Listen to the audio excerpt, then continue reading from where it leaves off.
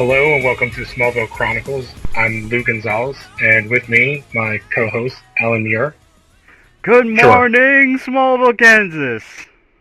I was trying to go for a good morning, Vietnam. Good morning, Vietnam. Yeah. So, we are going to be covering every episode of Smallville, which is kind of like the godfather of the modern-day superhero TV show. I feel like everything, especially on the CW, has direct lineage, including, which I didn't even know until I started doing research, that really terrible show on Fox called Gotham. Yes, at the time there were two shows in development. One was a show about Superman called Smallville, and one about Bruce Wayne, a young Bruce Wayne. And while it wasn't really... While the show says the main character is James Gordon, it's like... You're talking about Gotham or the show that they were writing? I'm comparing Gotham, Gotham and the young Bruce Wayne series. They were totally different. Like, not even close. The only similarity was that Bruce Wayne, the Bruce Wayne's origin happened, and the reason that the reason Warner Brothers went with Smallville is because if you take the costume if you get rid of the costume for Superman, he's still Superman. He still has powers, still has everything. If you take the suit out of Batman, you just have a young kid who knows kung fu. Yep, and that kind of goes to like one of the big rules and one of the big selling points of how the show got made was it was the no tights and no flights rule. So it's something everybody always jokes about with Smallville, which is that aside from a couple of times in the show, you never really see him fly, and you never see him put on the suit until the very last episode. I think it's the very last shot as well. Technically, they broke their own rule. Yeah, I know there's he got taken over by Jor-El or something at some point in like season 3 or 4, and he flew, but it wasn't as Clark. It was like as Kal-El. So it's sort of like a possessed. Like it's sort of a cheat. So why don't we get started and talk about this episode, the pilot episode. So there is a lot to cover compared to every other thing we're probably going to do going forward because we get the introduction to basically every main character that we're going to see, especially in these first couple seasons. And I guess to start with, we start the show where you see a giant asteroid with a small ship hurtling towards Earth. Well, the ship is the big reveal. We see the asteroids and everything going over the moon, heading towards Earth, and then you see the spaceship. Yeah, and notably the asteroid has like tons of green in it. Big hint to kryptonite. Which all of this will play into what Smallville is for a very long time, and a lot of what it is for the first 3 to 4 seasons. Yep, it is the what do you call it in Flash? The explosion that happens in Flash. The dark matter. The dark matter. Yeah, this is the exact same event. So the show starts off exactly the same. So we get this hurling towards Earth, and then we cut to 2 of our main characters in the show, which is Lionel Luthor and Lex in a helicopter, where Lionel's talking to Lex about his destiny. Lionel, who is a character I don't really remember too much dealing in the comics, but who is amazing in this show. There was no Lionel. He was created for the show, and he's appeared in like Superman Secret Origin. He appeared in the Flashpoint Superman mini or tie-in series. Okay. Yeah, I thought, I'd never really heard of Lex's father. I'd more of, in references of, how he got his money, because he was always, kind of the born rich kid for the most point. I think except for, very, very early on in the character's creation, he was, self-made. But I think for the most part, in modern history, he's been, kind of the heir to, a rich father. Is that right? Yeah. Yeah, I think I remember, very early on Golden Age, way back when, he was, he was just, a super genius that lived in Smallville, but they retconned that stuff all away. Yeah, because Kurt Busiek tweeted something similar to this after Batman v Superman. Lex Luthor reflects the era that he appears in. So,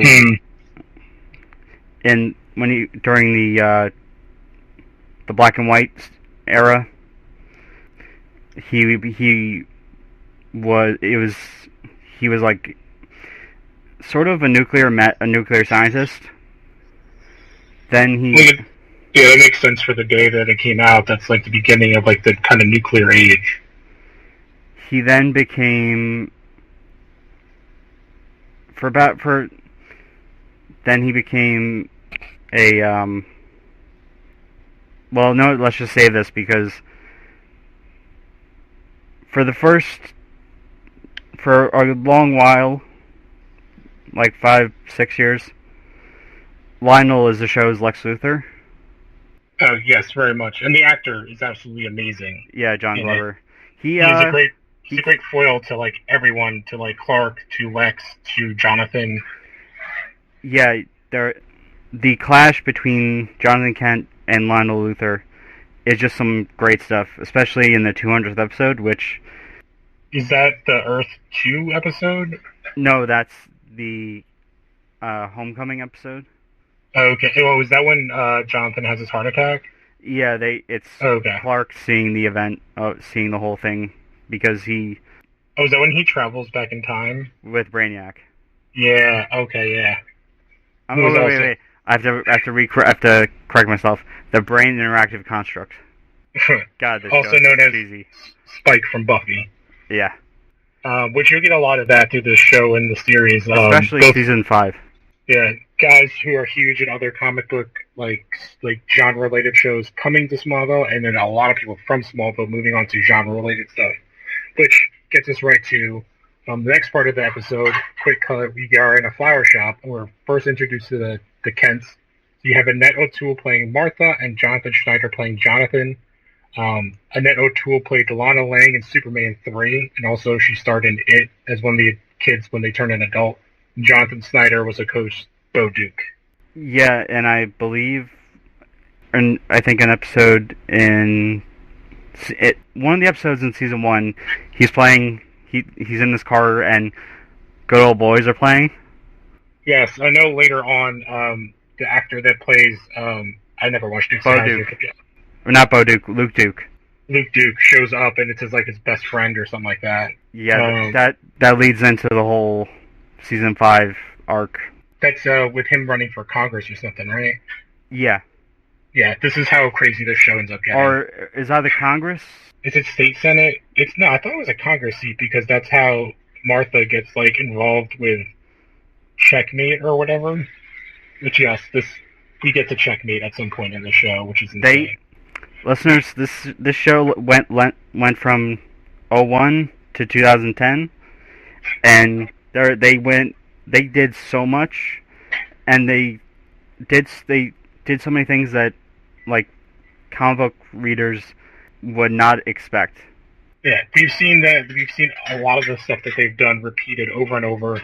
The Justice Society, Hawkman and Hawkwoman, just everything you think of. I don't think they did Argus, but they had Checkmate and Catamus, I believe. I don't know if Argus was as a thing was after the show came out, because I don't really remember Argus being a thing until maybe several years ago. Argus, Smallville predates Argus. Yeah, so that makes sense why they didn't pop up in the show series. But basically all the other things that were Argus-like. I mean, Amanda Waller Amanda Waller, the Suicide Squad. Yeah, everything shows up basically as we go through. But that's way later. But one of the things the show gets really well done is the interpersonal relationships with everybody. So we're still working through. Oh yeah, this all takes place. This beginning part of the episode takes place in 1989, right? October 7th, 1989. Which will become a huge thing because, like we said, it's kind of the catalyst for a huge chunk of the series, half of the series. And one of the characters' backstories. Yeah, almost all of the characters, or several of the main characters, because we get, to go on, we see little girl, 3-year-old Lana Lang, and her aunt's flower shop when the Kents come in. there's an obvious tension between the Kents and I think it's Nell Lang is the aunt. And Nell has a real thing for Jonathan, while Martha is the one that got him. And there's a lots of kind of quipping back and forth between Martha and Nell. And as they leave, the Kents get into their truck. Their sweet 1940s Ford pickup truck, and then we get a very good look of 1989 Smallville, which really does. They did a good job of making it look kind of like Middle America. Yeah. And as they pull away, we get to see the conversation. It's only like a couple of lines between Martha and Jonathan about kind of her despair of the fact that they can't have a child. Yeah, she says that I see a little face. It's all I've ever wanted. Yeah, and it's in a couple of lines we really get to see the pain that Martha has leading to it, which makes the moment when they find Clark, or as we'll hear when he finds them, so impactful. And then just to bring up, Lana was actually a character not originally Superman but Superboy, which will come up a lot I think when we go cover the show, because they never call him Superboy in the show, even though that's kind of what he is, and it all was a rights thing. Between the Siskel and I can't remember his name that wrote Superman, but Lana was actually created by Bill Finger, who's the guy who actually created Batman. and Schuster. Siegel and Schuster, yeah, because they had written Superman, but kind of under the umbrella where they gave up the rights to it to DC, while they created Superboy later on under a different contract, so they would actually get a lot more money if it was ever referred to as Superboy. That's why they never refer to him as that. They'll refer to other characters that are not young Clark Kent as Superboy, like Con-El or Jonathan Kent or whatever the other characters that they had under that moniker, but never Clark. Yeah, there were also Superboy series in the 50s after the tragedy with George Reeves. There was one in the 80s. It was some of them didn't get made, some did get made. It's pretty, the adaptation of Superman as a character, really interesting. Yes, because it changed, especially from that original Golden Age to Silver Age. He originally started, not actually being able to fly. That's the whole could leap over tall buildings aspect of the old saying. But I guess to get back to the show, this is also the time when we see one of the big Easter eggs in the episode, which is when we go back to Lionel and Lex. And Lionel is reading a newspaper. Yeah, it's a newspaper that says, Queen Industries CEO missing, presumed dead. Yes, which will come into a huge play, I think in early, season 2 or 3, we get to see... No, season 6. Oh my, really? It's that far? Because I always remember that character as being a huge part of the show, but I didn't realize he didn't come in until after they were out of high school. Yeah, because, well, I could be wrong, but I think it was 6 on that he was... Like a cast member as opposed to a... Recurring. Recurring? Okay. Also, he played Aquaman in the ill-fated spinoff, which we are going to cover, fans. I cannot wait. It is starring an actual huge person right now, because he's one of the stars of This Is Us, and then Ving Rhames in this really weird... Justin Hartley, Ving Rhames, Lou Diamond Phillips. Oh my god. It's insane. Yeah, it's amazing that it didn't get picked up yet. Birds of Prey ran. Yeah.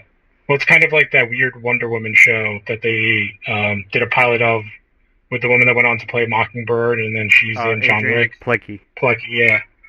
But it's actually better than that. That pilot's not good. But back to the episode, we actually see Lionel buying a property, which actually happens to be a character we'll see further in a couple minutes, Pete's parents.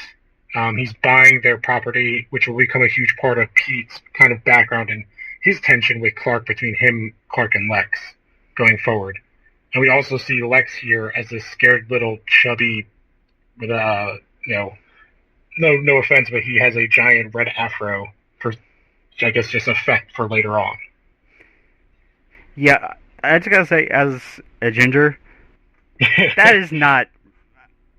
Yeah, I know, I wrote that in the notes. That is not, I've never seen like, the only person I've seen with the way that type of hair is Carrot Top.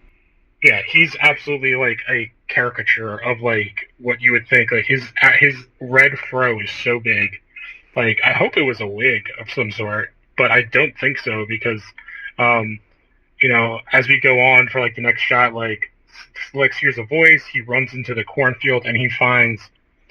I don't know if this would fly today, but basically a teenager, kind of crucified, tied up and like has an S painted on his chest.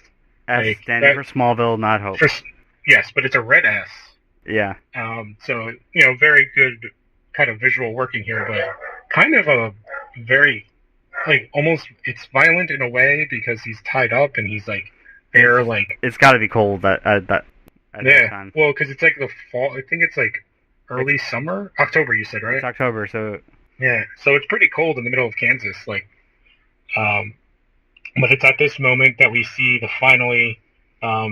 asteroid come in. So where Lex and this kid is gets impacted, Lex gets kind of thrown, and we cut back to where the Langs are. So Lana's about to get picked up by her parents, who are immediately... Boom. Boom. Explosion. They get wrecked. I think it's actually great effects. There's a lot of explosions. Smallville gets destroyed. We see the Smallville sign get wrecked. We see like a lot of like kind of massacre happen. It's not like your little tiny meteor shower. There is like bombs going off. Like it's the Middle East. Like this is crazy destruction everywhere. And then we see the Kents driving away towards their farm, and then they're seeing the kind of smoke through the skies, and they're not paying attention to the road, and one lands right in front of them and knocks them off the road, and they flip their truck. And then they end up in the cornfield. And the next big thing we see is Lionel back where he hears, like he sees everything going on. He's looking for Lex and he finds him. Well, first he picks up some of that very orange orange hair.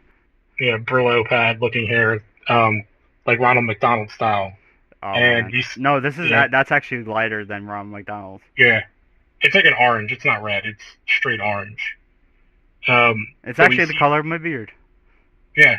But we see, like, let's say 9-year-old Lex in a fetal position with, like, one clump of that afro still on his head, shaking, on the ground. And what is he holding onto in his fist? I don't know. I thought it was his hair, but I'm not sure. Part of me thinks it's his asthma inhaler. Oh, his asthma inhaler, yeah. Because he went to grab it, but it might be. It can't be because it was in the other hand. Yeah, I'm not. It could be a production error. It could be a continuity issue. But yeah, we get to see like kind of like a lot of stuff happened right here. Like the entire cornfield is wiped out. Yes, it's literally like a bunch of like small ordnance got fired on Smallville and the surrounding area. Like it is a war zone. And again, we get to see a little bit of Lionel's character. He kind of just stands there and stares at Lex. Like, he doesn't run to him. He doesn't say, "Oh, my son." He shows, like... a little bit of, like, distaste. Yeah, like, why are you shaking? Like, you're alive. Like, go repair. Yeah, like you said, when they're coming into Smallville in a helicopter, he says to Lex, "You have a destiny, son. We Luthers can't face it with our eyes closed." Yeah, I think that they do very good in this little bit, like the dichotomy between the Luthers and the Kents, because like our next shot is we see Jonathan kind of dazed with the upside down truck, and he kind of turns his head, and we see a naked toddler kind of walk up to the truck. Thank God they did not do it the way they did in Superman the movie, or Man of Steel, or where he's actually naked and we see everything. Yeah. Yeah, no, it's not that bad. And I do like the idea of seeing a toddler as opposed to seeing, like, an infant. So I know they've done some iterations in the books of, like, them finding an infant. But I think it makes more sense of them finding, like, a toddler. I don't know why, but I just feel like it's a little bit kind of... Like, because in the classic... I can't remember what I remember seeing it in, but, like, he flips over... We don't see it in the show, but he's always, like, flipped over their truck. And some of his early origins when he finds the Kents. But we do get the great line of, like, Martha looks over, and of course this is, they had been joking before the crash of, like, or they make a comment like, "Oh, like kids just don't fall out of the sky." It's like, what do we tell people when we say we found him? And she's like, "Oh, we didn't find him; he found us." Yeah. I think this goes to like their relationship, where Martha's just like accepting this kind of amazing gift from nowhere because it's exactly what she wanted, and Jonathan is this questioning, kind of afraid of consequences and not knowing how to deal with things. Well, it's a bit of it was foreshadowed when Lana asked her if she wanted to make a wish. She did make a wish. The wish came true. Yep. Sort of.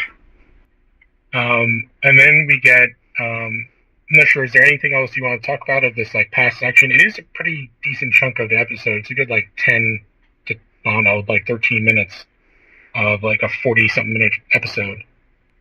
I don't know if the Smallville world takes place. Like I know it's a different. I know it's a like in it was about near 10 years ago. I was playing the original Dragon Age on my Xbox 360, and they have random events that happen throughout the game. A meteor hits a spot, and it's just a random cutscene. An old man and an old woman come by. Oh look, there's a boy, and they take him and walk off. And I was like, I have no idea what they're talking about. What is this supposed to mean? Oh wow, I remember playing that game, and I don't remember seeing that. Yeah, it's one of the random encounters. Okay, that's kind of awesome. Yeah, I guess the show now flashes forward, and we get to see our first shot of Tom Welling as Clark Kent, sitting in what I like to call his barn of solitude. And we get to see him doing proto-Googling, and we see a couple of screenshots of what he's looking at. Yeah, it's like teen breaks record, fastest man alive, which is obviously a hint, or is a reference to the Flash. I think there's another one that has to do with like a kid lifting up a car in China or something like that. Yeah, which predicted New Superman. Yep. But we get to see like really early on the relationship between Clark and Jonathan and Martha, like the three of them, because he leaves the loft, he pulls up a permission slip, so we immediately get to see that he's in school, and that he wants to play football, and Jonathan immediately is I'm not worried about what you'll do, but like in the heat of the game, you don't know what someone else will do, and I'm afraid someone's going to get hurt. I'm afraid it's this constant thing with Jonathan, which we get to see here is his fear. It's not his fear; it's more of his apprehension and caution. I say fear because it's not his fear of what Clark will do; it's his fear of what the world, the world will do with Clark. Also, Clark mentions that, and it's brought up again in a future, like an episode or two later, that Jonathan played football in high school. Football, yes. And he set a record. He's kind of like Hank Hill. Like, he was the quarterback, I think, or something like that. Like, he was the superstar of the town. He's that guy that was, which again goes to Lana's aunt, like, he was the cool guy in high school. He just inherited his father's farm. He never went pro. But he's kind of this, like, local legend character. I'm trying to think. So, and then basically right after this is that we see our first use of superpower, which is Clark is late for his bus. He misses it. And we get a quick shot of our two compatriots for a good chunk of this. One we see for the entire series of the show. The other one only sticks around for 3 seasons. And shows up again a few years later. Yeah, in a random episode, yeah. And is basically marketing. Yep. But we see Chloe and Pete. We'll get to them in a second, but we do see Clark's first use of a superpower, which is his super speed. It's not the jovial, like, having fun with it that we see in the Flash, or at least we see in the pilot. The scene where Barry is running and they do it like a split-second take where he's sort of posed, and he goes, Yahoo! Tom Welling does a similar thing where he just looks up with a little grin, and just starts running. Yeah, and we see like the kind of line through the cornfield as we like pull away. And I do want to say, like, for a show that's so this is 2001, 17 years old, the effect looks barely different from today. His little, which we see multiple times, his speed effect, I think I've even heard in other shows and interviews that, like, it's literally, like, the exact same effects, where they have, like, the air cannon just kind of go poof whenever he runs. They use the exact same thing in Flash and Supergirl today that they used in Smallville then. But we can go back to his two buddies, which, Pete and Chloe on the bus. Pete Ross the third, or no, I'm thinking Sam Jones the third. Pete Ross and Chloe Sullivan. Yes. So Pete is a comic book character that's been around forever. This is actually, I think, the first live-action version of Pete that we get.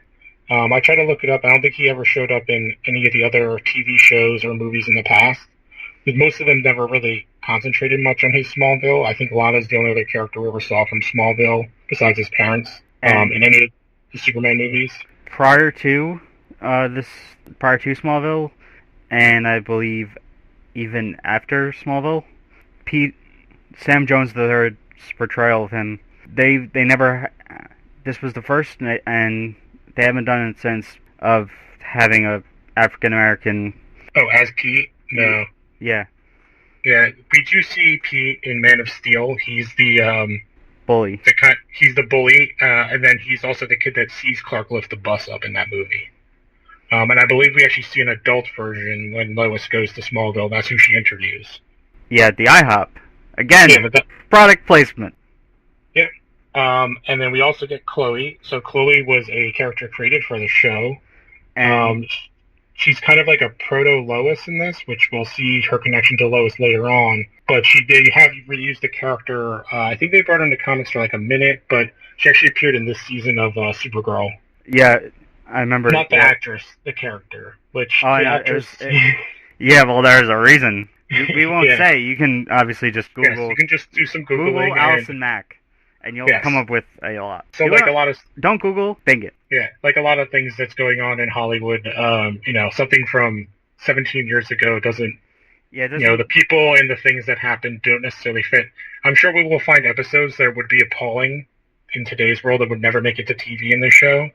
I'm sure we'll end up getting there, but like this, in fact, this episode has like a ton to do with school bullying. We definitely get to see like a whole bunch of stuff, and I don't remember I'm sure there's gonna be someone else in the show that comes up that's problematic. I guess we could move on. So like we go from Clark shows up and we get to see the relationship between Clark, Chloe, and Pete. This will go on for these 3 seasons, and for Chloe and Clark pretty much the entire series until like the very end, which is that they're part of this weird, I don't even know how to call it, how many points of a love. It's not even a triangle. Like a love rhombus? Yes, it's like a love hydra. Because Pete loves Chloe, but doesn't say anything. Chloe loves Clark, but doesn't say anything, but Pete knows that she likes Clark. Clark doesn't know either of those things. Clark likes Lana. Everybody knows Clark likes Lana. And then Lana's dating always someone else. At this juncture, it happens to be Whitney.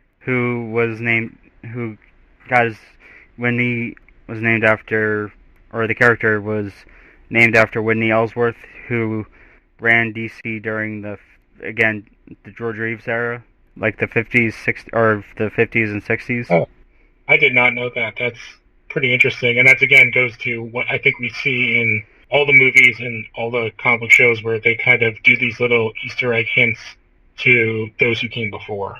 Yeah, and everyone has bad, you have to admit, everyone has bad ideas. Whitney Ellsworth, actually, this is sort of in that, in this, what do you call the 2 circles, or the 2 circles that are entwined? A pie chart? No, the 2 circles. No. Entwined with.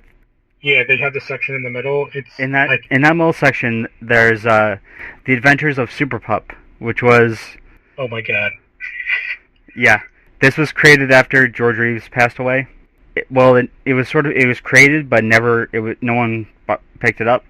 So that's like proto-crypto? Like Super Pup is that the idea that they turn into crypto later on, or no? No, it's actually It's just the Adventures of Superman, but everyone is an animal.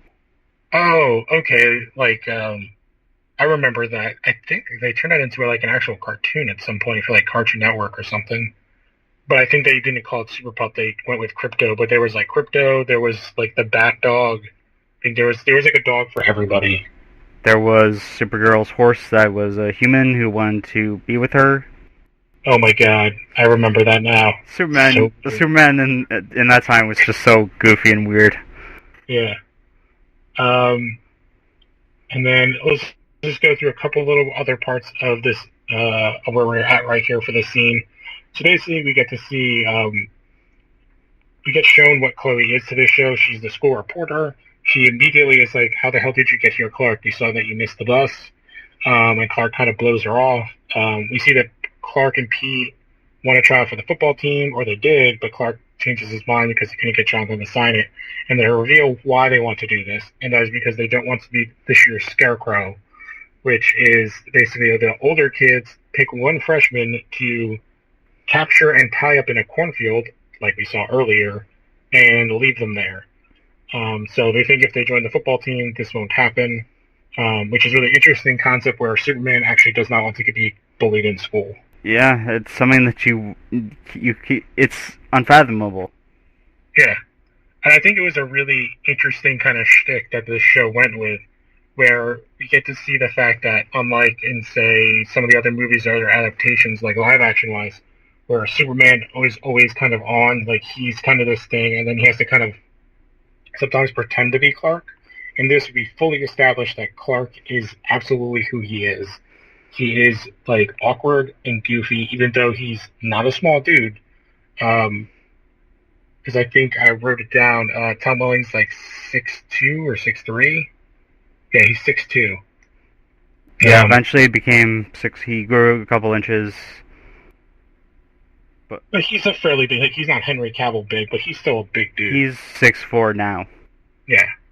He has played, really bad movie with another Jonathan Kent. He played a quarterback for the Browns, which is terrible. But he's still, like, he's that big of a guy. And he plays Kane on Lucifer, which is an interesting take. But yeah, he's a big dude. But it's interesting to see him bully, as opposed to Pete, who's actually, like, kind of like 5 foot something. Like, he's a small guy. Yeah, there's a scene where Pete goes to Clark and says, "How do I look?" And Clark says, like a crash test dummy, or crash test dummy, because it looks like he's just he looks like he's wearing a grown up, like a pro football. Yeah, he looks like a little kid hanging out with adults.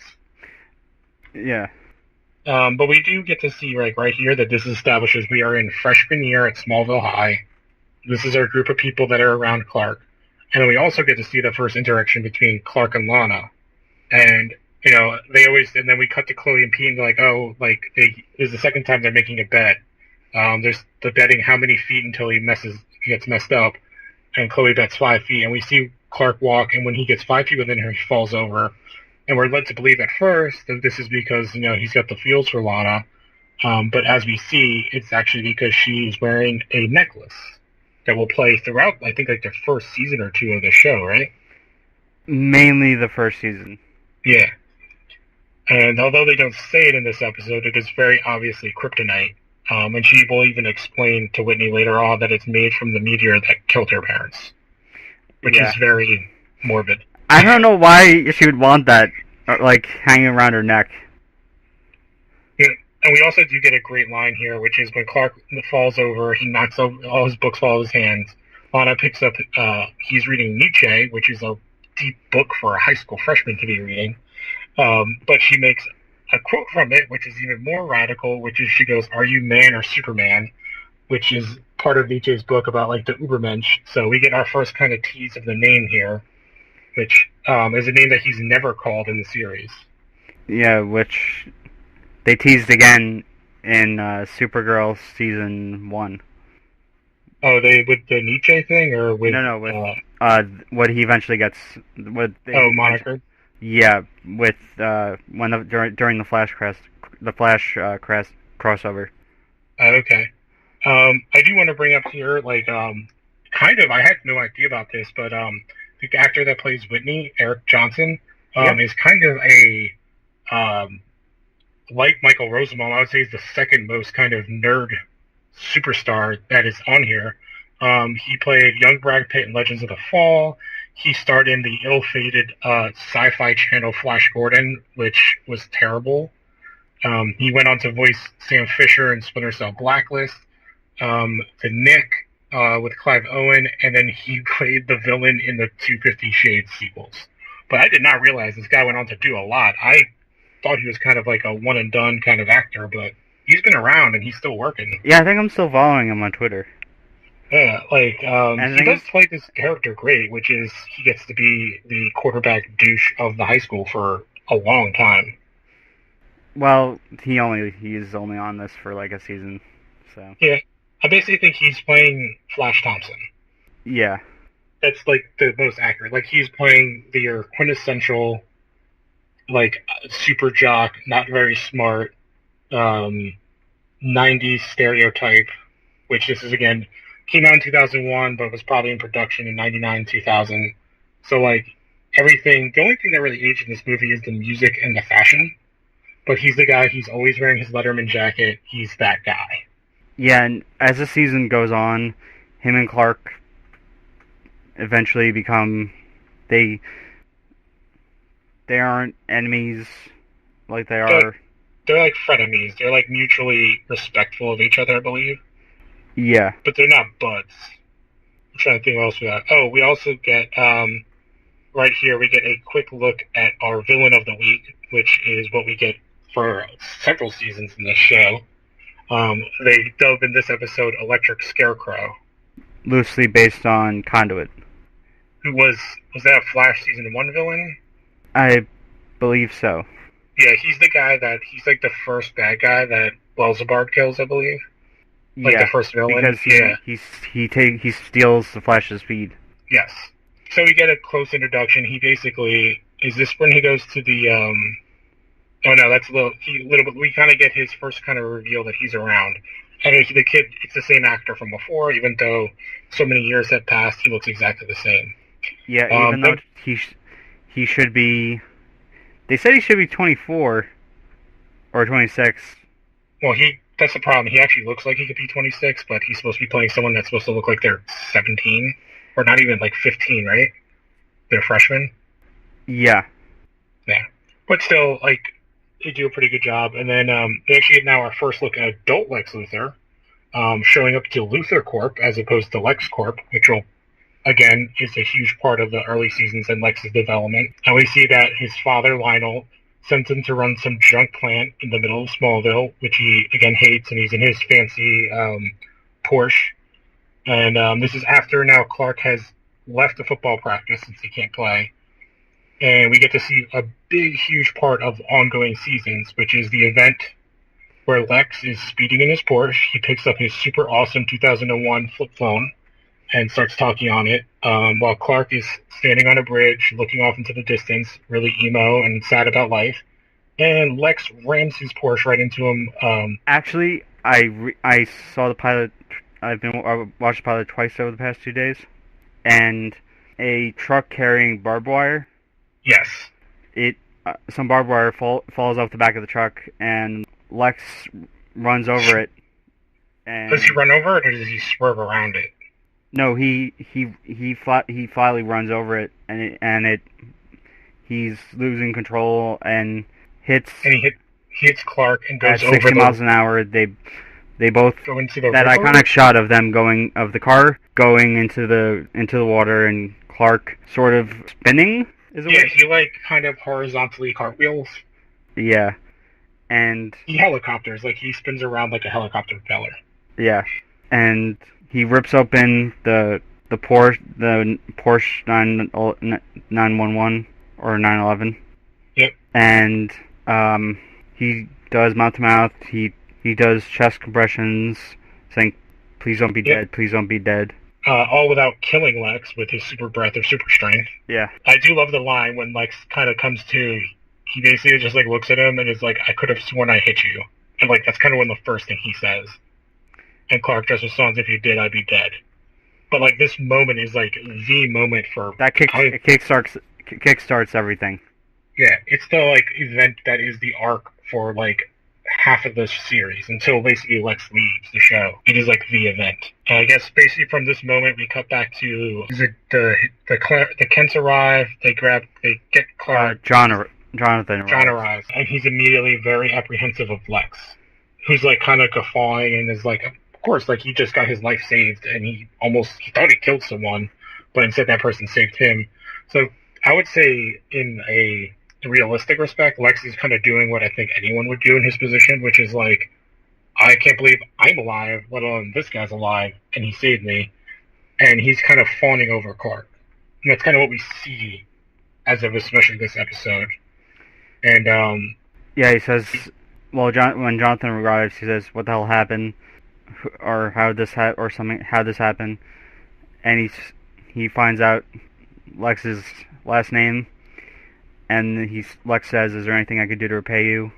And Jonathan replies with, "Next time, watch where you look where you're driving." Yeah, I think kind of the next thing we see is Clark being a creep again in the farmhouse or the barn of solitude. You think he's going to look through his telescope at the stars, but no, like we're going to see throughout the season, he is staring at Lana. Yeah, because his telescope is like perfect angle. Yeah, it's directly staring at Lana's house, which is where we see Whitney pulls up, and just like any other thing of this time, does his whole, like, I'm the quarterback, you're the cheerleader, kind of, like, making out her aunt's not there. He's kind of trying to make some moves. And then... Yes, and he mentions that there's... He mentions the Metropolis shark. Yeah, and the fact that... You can see that it looks like he's using her, or he wants to use her, because... Her aunt is dating Lionel? No, her aunt is at a meeting with Lex. And he says, "Can she put in a word?" And she replies with, "If you're going to talk to anyone, or if you're going to talk to anyone, talk to Clark because he saved Lex's life." Yeah, and you kind of get this weird thing where, for some reason, even though he's the quarterback and whatever, he still has this kind of thing where he can tell that Lana and Clark have this relationship, but like we also see that like they obviously don't, because she says that like they never really talk. But Whitney is like super kind of not scared of Clark, but he's like nervous about their connection.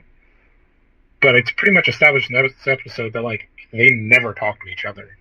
Like we don't see like, I can't remember what other, like in like the old animated cartoon where Lana and Clark are like best buddies. Like this is not what we get. Lana is the girl on a pedestal and Clark is the nerd. Yeah, and the way he is around her, with the whole fumbling, everything, they do an homage to that later about in season 10 during the Booster Gold episode. Oh yeah, which does tie in, funnily, because Booster Gold was the quarterback of the Metropolis Sharks, I believe. Yeah. But we do see here in the scene that Lana, for good luck, and this is where she reveals that it's made from the meteorite that killed her parents, gives her necklace to Whitney, and they do not call it kryptonite. And then from here we cut to our bad guy of the week finding one of the guys who bullied him, who works in a car shop, and he's rocking out to the sweetest of 2000s hard rock, which sounds, it's not Evanescence, but it's kind of in that thing. It's not Nickelback, but it's like a step harder than that. Yeah, and he's like, "Whoa, kid, you startled me," and say, "Hey, do I know you?" And he notices that he says, what happened?" Or he says, what happened to you after, like, he's shocked that he's there. He's shocked that, and Jeremy says that, or he threatens him, and then the bully, or whoever the guy is, says that it was so and so. It was years ago. It was just a tradition or a prank. Yes, this leads up to like our encounter later on, because at this point, I guess he's like the last of the bullies that he's picked off. I think we're allowed to believe. No, he's the first. He's the first? Okay. But basically, he does get through all of the bullies, so he's killed like 5 or 6 people by the time he gets his comeuppance. Yeah, because as the guy is as Conduit or Jeremy Creek is killing the bully, we see a framed photo crack or start to crack of the other bullies or the two other bullies. Yes. Which again, I don't think this episode would really fly today. If it did, there'd be like constant like, if you see bullying, blah blah blah, please call this number, kind of between every commercial break. But that's again, this is a 2001 show. All right, so from this darkness, but this was after 9/11 though. Yes, it's also after Columbine. Yeah. But no guns. It's just electric powers, which I would say this is the one. That's actually special. What are you gonna say? Wouldn't electric powers be more fatal than guns? Well, either one can kill you, but like. And well, actually, they're kind of on equal level. Yeah, I would think the electric powers would be more painful, possibly, because he could really drag that out, which he kind of does to the bully. He like kind of throws him around the room. But comparing to, this is the one effect that, like, comparing to now, especially with we have the Black Lightning show, though electric effects are pretty 2000-y. Like, they look not good. Yeah, I was watching the first, I think I made it to I stopped at the third episode because I just couldn't take the effects, but I plan on going back and finishing it. Yeah, I have a feeling that's going to be like the acting is good, really good. I think the acting is actually, especially compared to the other shows we have now, is better. Yeah, Cress Williams is a good Black Lightning. Yes. But I mean, like, in general, like, in this show compared to CW, so far in this, at least in this episode, everyone's kind of doing their job, and no one's really ham-fisting it up. Like, everyone's kind of like, which is why I think you get a lot of people that go from this, that either were on other shows, came to the show that have good acting credits, or go from the show to go do a bunch of other stuff. It's like everybody in this show, at least early on, are all very good actors for what they're doing. We don't get any like real cheese and like cringeworthy performances. I think season 5. In season 5, there's an episode where it gets very cheesy. Oh well, once they start introducing the other Justice League-ish guys, that's when it starts getting real wonky. Oh no, I'm talking about the people with powers that are. There's an episode where an alpha male guy and two twins who have powers. Oh, is it? Is it Parasite? Is that the episode we're talking about? No, it could be. I don't remember. I haven't seen the. It's been a while since I've seen the episode. Well, we'll get to it eventually, but we only have a little bit more of this episode left. But basically, we once again see the push and pull between Lex and Jonathan because Clark comes home from somewhere. I don't remember where we cut to, but Clark either gets up and there's a brand new truck in his driveway. He comes home, or he comes back from the barn? Yeah, it could be. It could be after. I don't remember. He just kind of walks into his front yard. So maybe it's after school at some point? Yeah. Because this episode takes over like a week, right? Yeah. 3 to 4 days. Yeah. So basically Clark walks in and he has a brand new, like, giant Ram truck in his front yard. And he's like, oh, awesome. And, Martha's like, yeah, you got it from Lex. And he's like, oh, where's the keys? And she's like, your dad has them. And you get that immediate look from Clark like, crap. Because you know what that means. And then we get the conversation between Jonathan's and the wood chipper, and Clark and him are going back and forth. And he's like, why can't you have it? You can have this one, I'll have the old one. And Jonathan's not going to have nothing of it. He's like, you don't want to be associated with the Luthers. And Clark gets so mad, he jams his arm into a wood chipper. And Jonathan also instills something that helps Clark later on, as far as ideals go, which is sort of like Booster Gold. Oh, that you don't help people for a reward. Yeah. Yeah, that is a good point. This is where we get to see the instilling values into Clark that makes him Superman and not just be a guy with superpowers.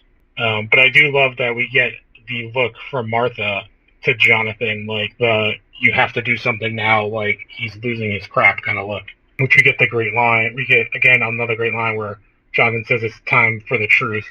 And this is our first kind of reveal, along with Clark, of like some pieces of his origin.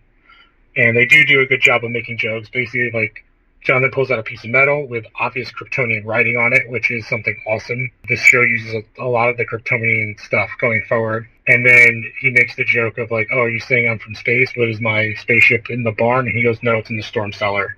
Yeah, that was a nice line. Yeah.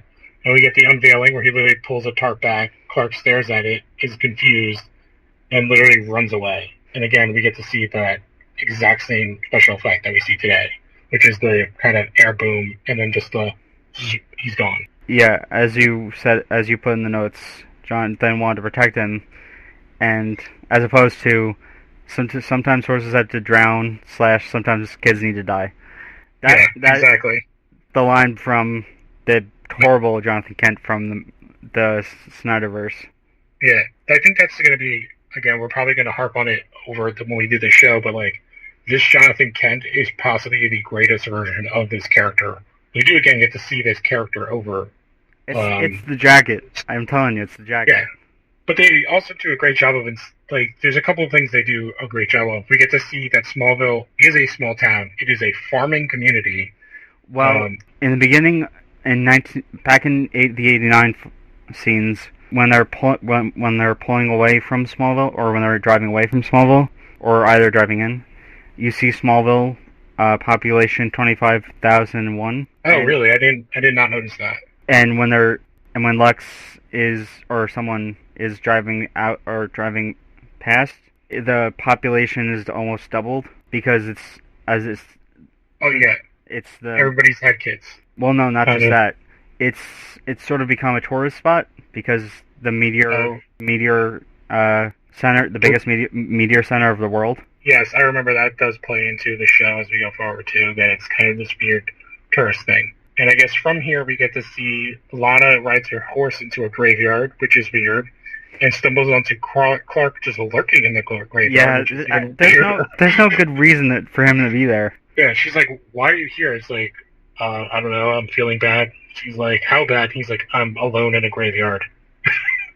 Like, it is absolutely ridiculous. Like, they don't even care to try to explain why they're there. It's like, all right, we need to get Lana and Clark together in some sort of an emotional moment. Oh, why don't we have them at Lana's parents' grave? Well, there is some creepy stuff that happens, like weird stuff that happens that Lana sort of attracts. Like, there's the werewolf type of character. There's like she becomes like a witch or something at some point. There's a lot of magical stuff with her. The werewolf freak of the week. Yeah. Was that season 1 or 2? I haven't watched this show in like probably 7 years. I mean, I every once in a while I'll just start out of nowhere just binging the entire season or the entire series because I haven't. The beginning of the series is so good, but like it's just so hard to get through that. Especially towards the end, it gets so wonky. It is impossible to get through season 8. I've tried. Yeah. It's been a year and a half. I'm still stuck on season 8. But basically, we get this conversation between Lex and Clark. Lana talks to her parents when she feels sad, even though they're dead. She talks about how alone she feels. Clark, in an even weirder thing, does like the voice of her parents to her to make her feel better. And then they talk about going to the dance and that she'll save him at the last dance. And then also says, oh, don't worry, Clark, it's not your fault. But obviously, we all know because the ship came there with the meteor, it is kind of his fault, but it isn't, but like he takes on that burden. But again, this is a really weird scene. But we do get to jump from here to something that will become a staple throughout the show, which is the Luthor Castle. Which, oh, man. It is this the same place that's the house in Arrow in the first couple seasons? I feel like there's a joke that's been made about it that's like the same set or the same castle that they use for the outside shots. It can't be, or if it is, it has to be the rebuilt version, because if you remember in season 10, the castle gets destroyed. Well, yeah, but I don't know if they actually, the actual castle that they use the shots from. Could be. Yeah, I think there's, I don't know if it's actually, but it would be pretty funny. It would look so much like it. And it's not like, again, as this is like a proto kind of godfather to the CW shows, this is filmed in Vancouver, which will become home of the DC TV shows, at least the ones that are worth watching. But we do see Clark show up here. He's going to give back the keys. Lex not knowing he's there, in big quotes, throws his fencing sword, which again, this is how rich he is. He's getting trained to fence, and it just misses Clark and gets stuck into the wall. So he's apparently training fencing with not having the little cap on the sword. And we do get a good shot of, which is an iconic thing, of Lex wearing all white. Yeah. And they do play with this in this show a lot. He's usually in black with a purple tie or a purple shirt underneath, but every so often we get the all white Lex. Like, there's a character who can see the future. Yes, I remember the old lady in the nursing home. Yeah, she sees his future. She sees Clark's future, which is light or warmth or something, right? I think. Yeah, they don't. I don't think they show it. Yeah, I think she just says it's like warmth and love, and then she touches Lex, and it's him in a white suit walking through a field of sunflowers. Yeah, with the black gloves, and there's just everything is dying around him. And it kills her. Yes.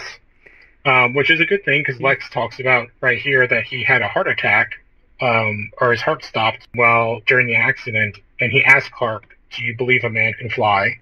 Which is another tie-in or homage to the original Superman movies, which was the kind of tagline for their movies, or where they said, "You will believe a man can fly." Yeah, and then Clark says, very nervously, sort of, "People can't fly, Lex." Yep. And Lex replies, "Well, I did." Yep. And then we also get the awesome kind of foreshadowing where Lex goes to Clark saying, "We have a future, and I don't want anything to stand in the way of that." Yeah, I don't want anything to stand in the way of our friendship. Yeah. But this is a great scene showing the establishment of, it doesn't matter what's going to happen, Lex is going to be part of Clark's life. And again, goes to that push and pull between both Jonathan and Lex, and then actually Pete and Lex as well, as we go forward.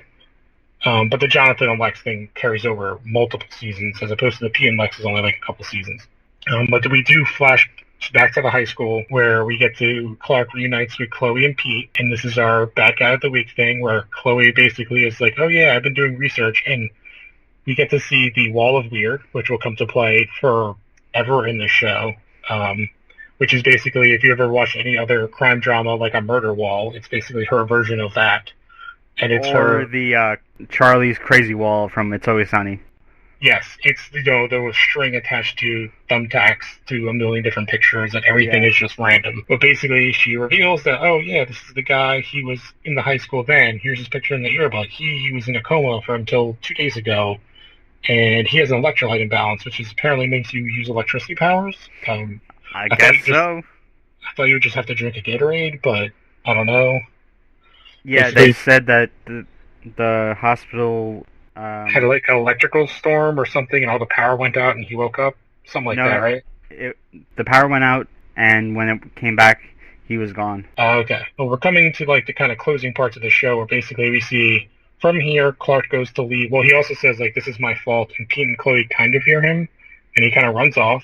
But on the way out of the high school, he gets surrounded by Whitney and the other football players. Normally this would be nothing for Clark, but again, Whitney's wearing Lana's necklace, so he's, weak. And they do exactly what they're going to do. They tell him he's going to be the Scarecrow, and we get another iconic shot of the show, which is Clark tied up in the cornfield. Whitney, for some reason, puts Lana's necklace around him, and they spray paint the S on his chest. And again, this is very crucifixion, Jesus-like. I'm sure Snyder was loving it. Yeah, the reason he put the necklace on Clark is because he said something along the lines of, you like Lana, this is the closest you'll ever get to her. Yeah, it's still kind of weird because it's her necklace, and I'm sure she'd want it back. Well, it comes back into play. Yes, because the bad guy shows up, talks to Clark, and basically reveals his evil plan of letting loose the water sprinklers and electrocuting everyone to death to save, and it's not for him, it's for Clark. And we get this idea of this kind of happens both in all the other shows, even now in Flash early on, and in this show where like getting metahuman powers, people tend to not use them for good and use them in kind of a selfish or kind of strange way that doesn't sort of self-righteous. Yeah, self-righteous. So he leaves, and for some reason Lex is there, and here's Clark just like he heard that other guy in the past. Yeah, he sees him, and Lex is just terrified. Yeah, well, you would be too if you saw like some dude just strung up in the cornfield. It's also, he saw the same scene when he was a kid. I guess that's why he's there. He's there for the anniversary of the meteor. I don't know. They don't really explain. He just happens to be there. Yeah, it's one of those. Yeah, it's like, oh, we need to get Lex here. Oh, how do we get him there? He's just there. So he gets Clark down. The necklace comes off, and once it's literally off of Clark's neck, he's fine. Even though it's like a foot away from his feet. This is like a really weird. I'm guessing it has to be close to his heart. Yeah, I feel like this changes through the seasons, but at least right now, like the kryptonite basically needs to be like touching him to do anything. Also, there's a magic little drawer where in the cornfield where his clothes are kept. Because if I were the bullies, I would have just thrown him away. Yeah. By the time he gets to school, he's in his clothes again, which is weird. But this is where the show wraps up really fast, which is Clark gets to the school. The electric guy electrocutes him, but nothing happens because he's Superman. He hits him with a truck. And they just go through a wall. Which also looks really well done. This is, again, anytime, I guess the effects that don't look good or any of the things that are like kind of CGI, which would make sense because it's 2001, practical effects all look very good. When he tears, he gets hit through the wall, he tears open the truck, and the guy beats himself and gives himself amnesia. So he gets away with like 7 counts of murder, and Clark's identity isn't given up. Well, it's sort of... this is just my interpretation of it, the whole thing. It's like the ghosts of... It's sort of like he was also possessed. Like he got excised, kind of? Because he kind of loses his powers, right? Is that what it's supposed to be? Yeah. Yeah. Oh, it's kind of a really quick wrap-up. Like, that scene is like 2 minutes at max. The next episode is... It's a shame that this character didn't... It was the character, the villain of the week in episode 2 that shows up in the 200th episode, and not Jeremy Creek, because it would have had a bigger effect. If it was this character? Yeah, because... I'm trying to remember, is that like the guy who Clark stopped, but then like him getting stopped like turned his life around? Yeah. Yeah, but the thing is, like, since this guy had amnesia, he wouldn't know that Clark did anything. So they kind of wrote themselves into the corner with that. But we get so after this, we get our last shot of the episode, which is Lana shows up at the Born to Solitude, puts on music, and gives Clark the last dance. And then, Everything by Lifehouse. Yes. They are the soundtrack to the show. And then she leaves, goes to her house. Clark once again creepily stalks on her through his telescope, and that's the episode. Well, he says, thanks for the dance, Lana. Yeah. And for some, I don't know how this is possible. It's like she heard it and she turns around, or she turns her head back. Well, it's like the whole thing of this show early on, especially like in these first several seasons. Like him and Lana have this like weird soul connection. Yeah. And then they build it up for so long, and then when they finally realize, oh wait, he can't end up with her, they write it off in the goofiest, dumbest way possible. Actually, they do that like 2 or 3 times. They do that. They do time travel. She gets infused with kryptonite.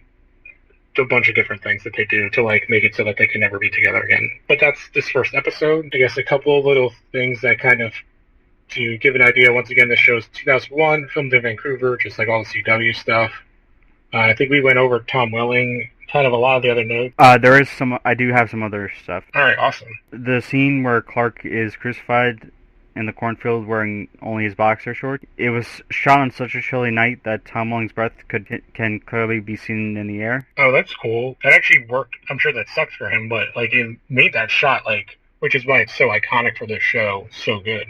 Yeah, a tight shooting schedule prevented any delay in the shooting.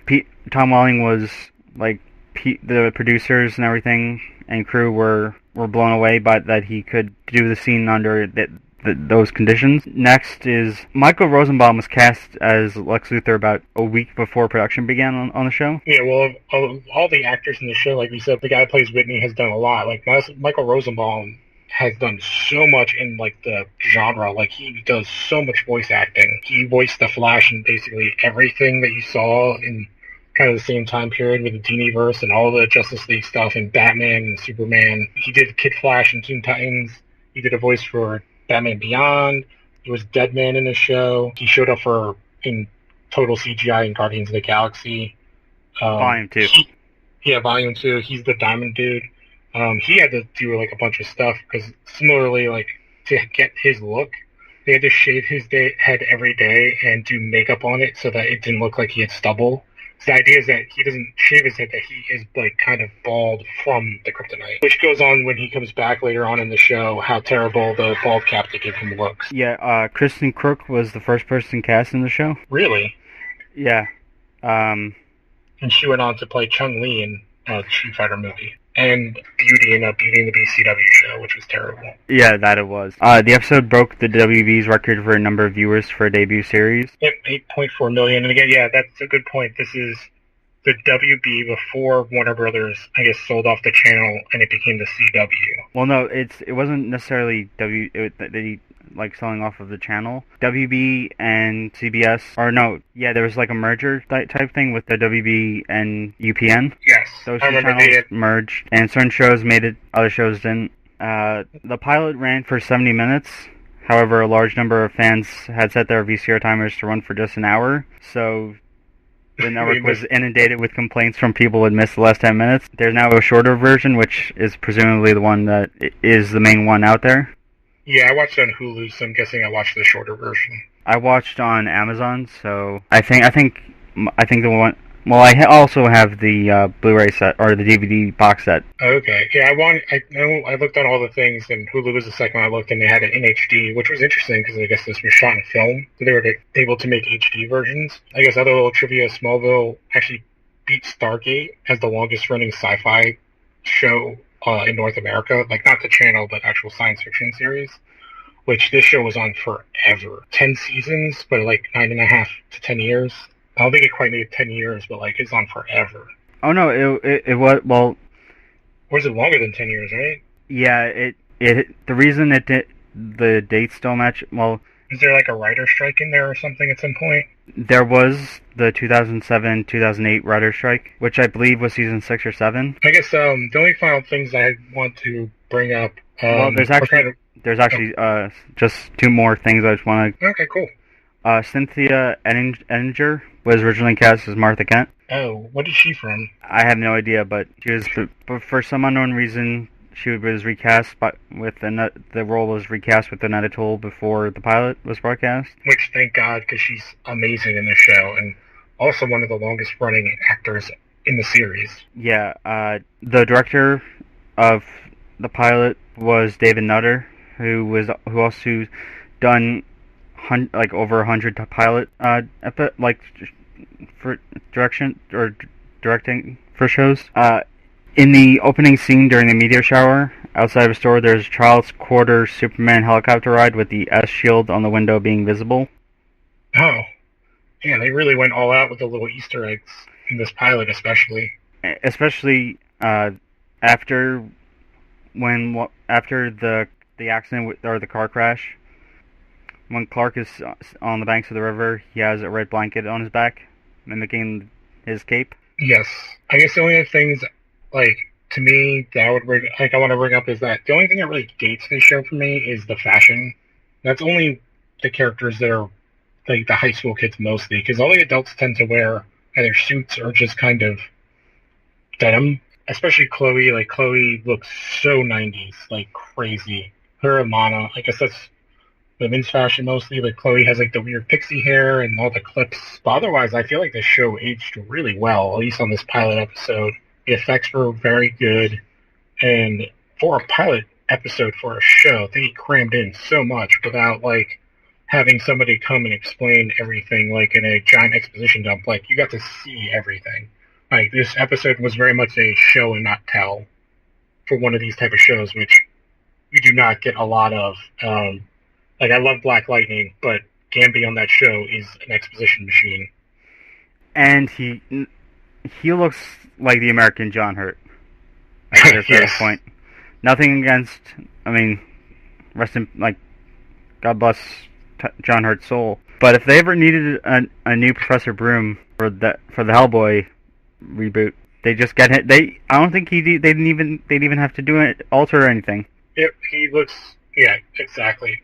But I do think, of anything we're going to do, this is definitely, going to be our longest episode, because we had to go through every single character we get to see for the first time. We're not going to have to explain, except for maybe who the bad guys of the week are, for a long time out, because we went over basically all the main cast in this episode. Yeah, I can't wait, honestly, till we get to Season 9, mainly for the JSA episodes. Oh, and the terrible Dr. Fate costume. Yeah. Hey, that's also our first live-action appearance of Martian Manhunter. Yeah. And Hawkman. And Star Spangled, or Grown Up, or Stars. It's Star Spangled Girl, isn't it? Well, at first it was the grown-up version of Star Spangled Kid, then Stargirl. Yeah, they do so much in this show, and of course, because it was on for 10 seasons, like, they were grabbing at anything by the time they got to seasons 6 and 7. Like, it was craziness. Yeah, and the interesting thing is that, or the kind of cool thing is that Tom Welling got to direct a bunch of episodes of the show. Yeah, that makes a lot of sense. It happens in a lot of these, like, long-running TV shows. For me, the ones that come to mind are, like, your Law and Orders and, like, those kind of crime dramas that last on TV for, like, 30 years. Like, usually those, a lot of the actors and stuff will get to direct and write episodes because it's, like, the only way to keep them on. Because basically they couldn't do this show without Tom Welling. Like, he was the show. And of which we see, like, of any other character, he's the only one that they constantly needed to keep on. I think only him and Chloe are the only characters that are on every season, right? Well, once it gets to around season 9, season 10, Chloe is limited. Kind of it. Goes to recurring. But, like, they're the only ones that are legitimately in every season, though. Yeah. I mean, another tool that makes guest appearances. Lex is gone for, like, a good 2 or 3 seasons. Well, they do the very sci-fi effect or storyline with Lex. Yeah. Well, that was goofy. But we'll get there eventually. Yeah. I guess that's kind of... On to plugs? Yeah. I'll go first. You can find me on Twitter at @thealamir. You can find me on Instagram, my Instagram of me posting comic book imagery, mostly panels and stuff, at ComicsBoy.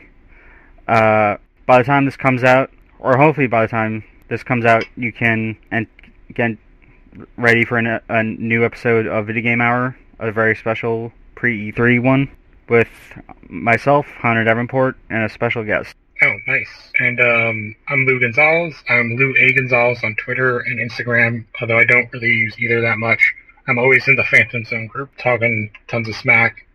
And then I guest appear in Phantom Zone. Well, not quite often, but, you know, we'll be there, and hopefully we can get through this podcast. I think our goal is to do 2 episodes a week. Also, listen to the Phantom Zone, obviously. Join the group. Yes. Facebook.com/the Phantom Zone. We finally made it to 250 members. Alright, we've been your world's finest. See you next time. Good night, Smallville.